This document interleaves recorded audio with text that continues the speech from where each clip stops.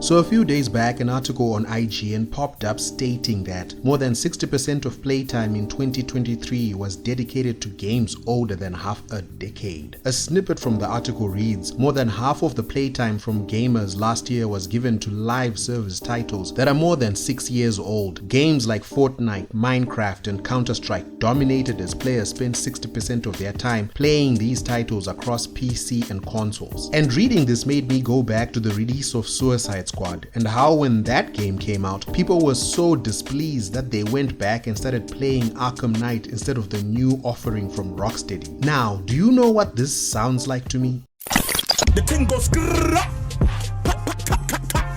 Hear me out, just hear me out. To me, this sounds like a warning shot to AAA game development studios, a warning shot being fired into the air. If they keep this up, and by this I mean releasing unfinished titles, microtransactions, pricing their games at over $70, $80, $90. What's the price for the Ultimate Edition of the next Star Wars game? $129. If they keep this up, the thing goes gamers don't miss. I want you to know, if you are a AAA game development studio watching this video, gamers, they do not miss.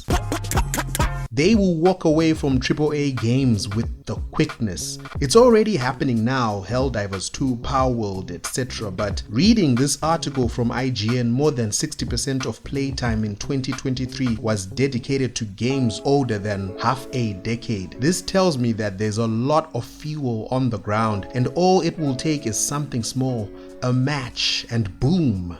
and a boom. The majority of gamers will completely, keywords majority and completely, migrate to playing games from the late 2000s going up to the mid 2010s. Titles like Breath of the Wild, Gears, Uncharted, Skyrim, Red Dead, Metal Gear, Bioshock, Mass Effect, etc. Yes, it's already happening right now, but what I'm talking about is the difference between a few people complaining about Sweet Baby Inc. in 2022 and 2023 to the Sweet Baby curator getting 368,000 followers on Steam. I'm talking about... That's what I'm talking about. You see, this article from IGN, the Sweet Baby curator, the success of Helldivers, these are signs that the AAA side of gaming cannot keep ignoring. For to do so is death. I mean, how many people are they going to lay off? Like what, 17,000 or something? And you've got those people yelling at the clouds at the game developers conference due to the current state of things in the game industry.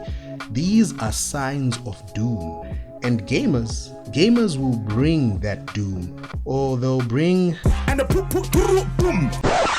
They will walk away in mass from AAA games. And can you blame them? Look at what the economy is doing right now. Globally, on a global scale, those grocery bags, man, I mean, they don't fill up the same these days. There's just too much financial downward pressure on the hobby of gaming. It's expensive. And now you've got all these AAA studios hiring people who proudly pronounce that certain men who were born with a certain skin color are a mistake or are a problem or should not be in the space of gaming. And then when people shed light on their tweets, on their words, they lock their Twitter accounts before coming back to say that they are the victims and blah blah blah. And gamers are somehow expected to keep buying overpriced Star Wars games from companies like this. That's a hard no. That's a hard sale. That's another reason to go back and play games from the mid 2010s. Yes, sure, there's Baldur's Gate 3, there's Elden Ring, but those games are the exceptions that prove the rule. And I remember when Baldur's Gate 3 came out, didn't one of those AAA game devs start saying things like the game was an anomaly, it was setting unrealistic expectations that other AAA studios couldn't meet? I mean, didn't they start saying that? So they have an active resistance towards giving gamers what they want, but they'll hire people like your Sweet Baby Incs, your Black Girls in Gaming, the Star Wars Outlaws community manager, the global head of marketing at Xbox. The things these people have stated, tweeted, the noises that have come out of their mouths, blatant R-word sentiments that would get anyone else fired if they were talking about another group of people. And gamers are still somehow expected to keep buying $70, $80, $90,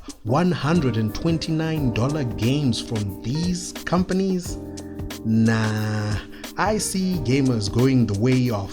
The thing goes And they won't miss, because those old games, they are a good time. Actually, they seem to be getting better with time. I guess the point of this video is, when an article from IGN reads more than 60% of playtime in 2023 was dedicated to games older than half a decade, I think it's time for the AAA game studios in 2024 to pay attention to the warning signs.